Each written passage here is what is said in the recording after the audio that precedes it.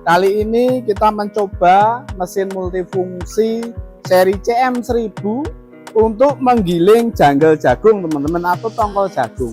Tongkol jagung ini biasanya dibuang, ini limbah pertanian.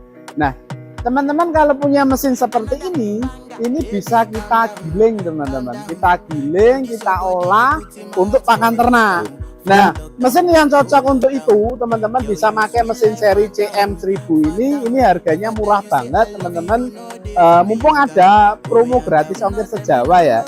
Nah, modelnya seperti ini.